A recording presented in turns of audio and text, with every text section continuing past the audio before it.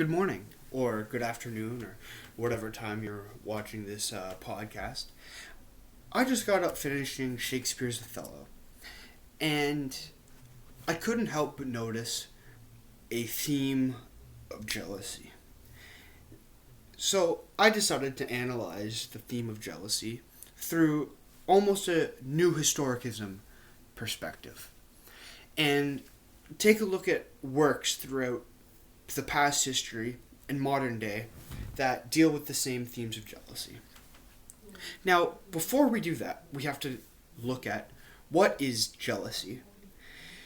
Jealousy is the human emotion, and it's evolved to protect the relationships that we care about. So, obviously, humans are very social creatures, and without our social understanding and sociability, there's no way that humans would have gotten to where we are today. And I guess jealousy is just an evolved way to keep relationships and to kind of not let them go. That can be very dangerous, as we can see in all these forms of media, because when we hold something too tight, oftentimes that's what pushes it away. In Shakespeare's Othello, Iago is obviously a very jealous person. He's jealous of Cassio for getting the lieutenantship when he thought it was his right to get it. And he's also very jealous of Othello for being a Moor in Phoenician society who has gotten to a point that he's a general and he's about to marry the perfect Desdemona, and obviously that makes him very jealous. Similarly, Zemo in Captain America is very jealous of the Avengers for defeating Ultron, and that jealousy spreads similarly to Iago's jealousy. Iago's jealousy spreads to Othello because he thinks that Desdemona is cheating on him, and Zemo's jealousy spreads to Iron Man, whose jealousy almost spreads to Captain America.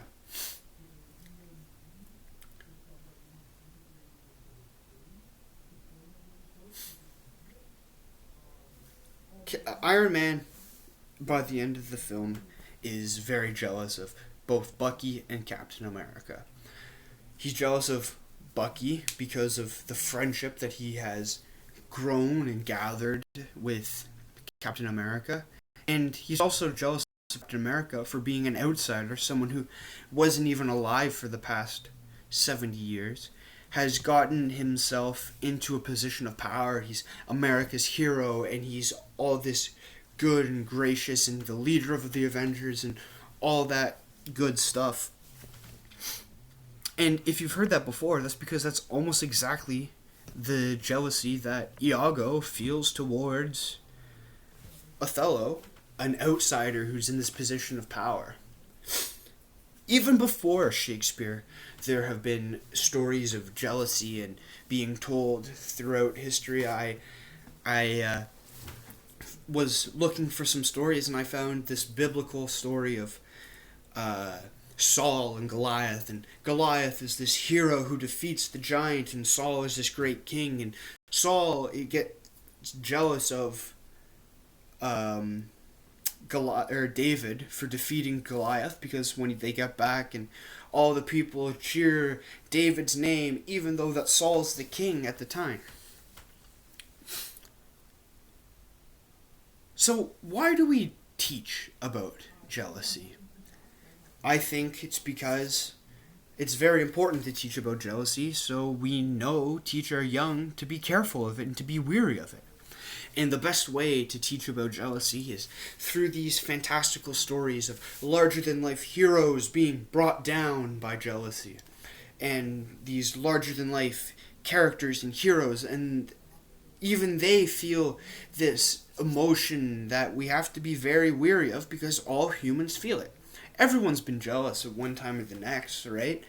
You're jealous of whatever on social media or anything like that. and we have to be very careful, because if not, it can eat us apart like it did with Iago.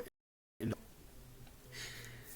anyway, I just thought that analyzing the theme of jealousy throughout history and thinking about why we study jealousy is very important, because we need to understand why we study it and why it's in all this media. Humans in the past have told stories about jealousy, and it's those humans who have gone on to do the great things, and those humans who have built societies up to where we are now.